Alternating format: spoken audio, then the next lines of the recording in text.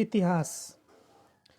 भारत का इतिहास उत्तर में हिमालय से लेकर दक्षिण में समुद्र तक फैला यह उपमहाद्वीप भारतवर्ष के नाम से ज्ञात है, जिसे महाकाव्य तथा पुराणों में भारतवर्ष अर्थात भरतों का देश तथा यहाँ के निवासियों को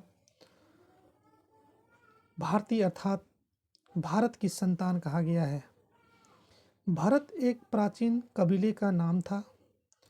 प्राचीन भारतीय अपने देश को जम्बूद्वीप अर्थात जम्बू यानी जामुन वृक्षों का द्वीप कहते हैं।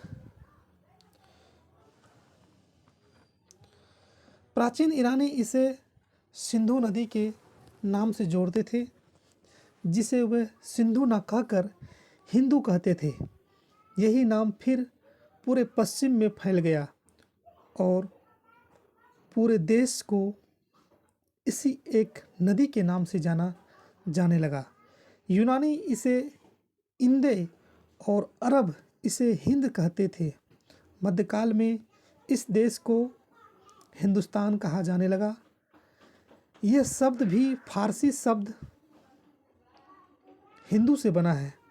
यूनानी भाषा के इंदे के आधार पर अंग्रेज इसे इंडिया कहने लगे। विंध्य की पर्वत श्रृंखला देश को उत्तर और दक्षिण दो भागों में बांटती है। उत्तर में इंडो यूरोपियन परिवार की भाषाएं बोलने वालों की और दक्षिण में द्रविड़ परिवार की भाषाएं बोलने वालों का बहुमत है। नोट: भारत की जनसंख्या का निर्माण जिन प्रमुख नस्लों के लोगों के मिश्रण से हुआ है वे इस प्रकार है: प्रोटो ऑस्ट्रेलियाइड, पेलियो मेडिटेरेनियन, काकेशियड, निग्रियोइड और मंगोलायड। भारतीय इतिहास को अध्ययन की सुविधा के लिए 3 भागों में बांटा गया है: प्राचीन भारत, मध्यकालीन भारत एवं आधुनिक भारत।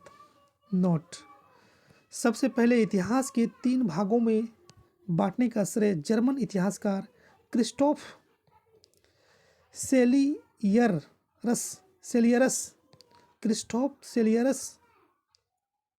1638 से 1707 एडी को है। प्राचीन भारत। प्राचीन भारतीय इतिहास के स्रोत।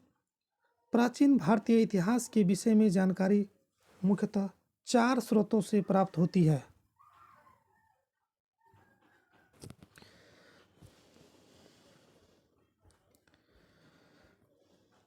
धर्म ग्रंथ, ऐतिहासिक ग्रंथ, विदेशियों का विवरण, पुरातत्व संबंधी साक्ष्य।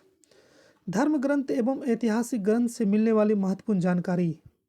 भारत का सर्व प्राचीन धर्म ग्रंथ वेद है, जिसके संकलनकर्ता महर्षि कृष्ण द्वैपायन वेदव्यास को माना जाता है। वेद वसुधैव कुटुंबकम का उपदेश देता है। भारतीय परंपरा वेदों को नित्य तथा और अपौरुषेय मानती है। वेद 4 है: ऋग्वेद, यजुर्वेद, सामवेद, अथर्ववेद। इन 4 वेदों को संहिता कहा जाता है। ऋग्वेद ऋचाओं के क्रमबद्ध ज्ञान के संग्रह को ऋग्वेद कहा जाता है। इसमें 10 मंडल, 1028 सूक्त, बालखिल्ड पाठ के 11 सूक्तों सहित एवं 10,462 ऋचाएँ हैं। इस वेद के ऋचाओं के पढ़ने वाले ऋषि को होत्री कहते हैं।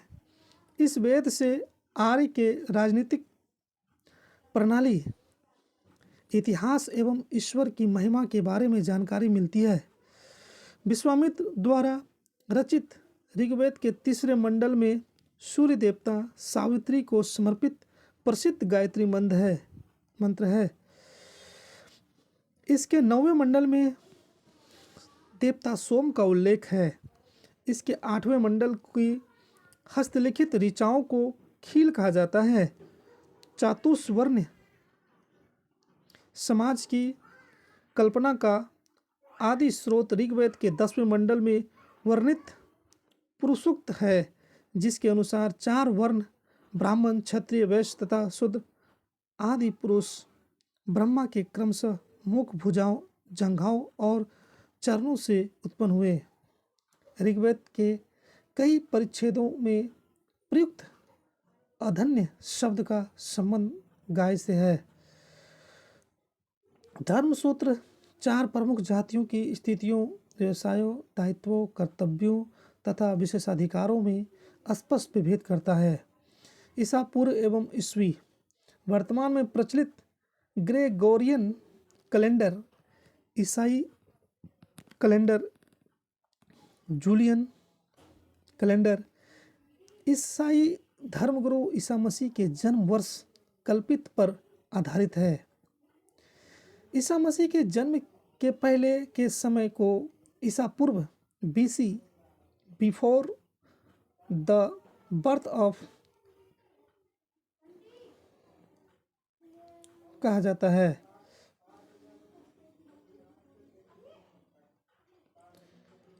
ईसा पूर्व में वर्षों की गलत हो गया, फिर से पढ़ता हूँ।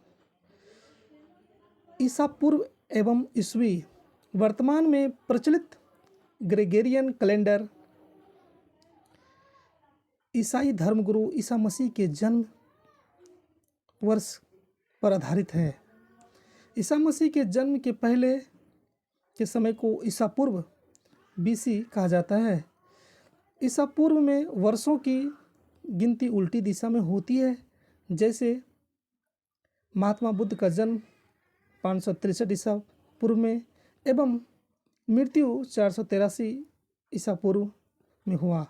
यानी ईसा मसीह के जन्म के 563 वर्ष पूर्व महात्मा बुद्ध का जन्म एवं 483 ईसा पूर्व मृत्यु हुई।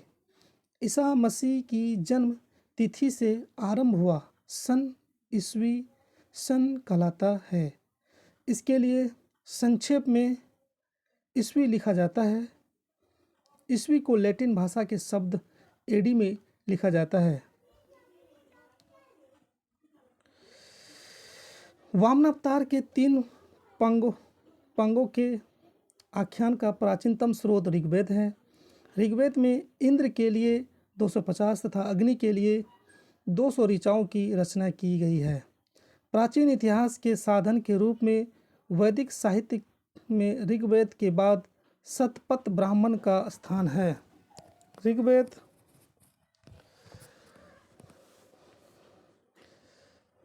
यजुर्वेद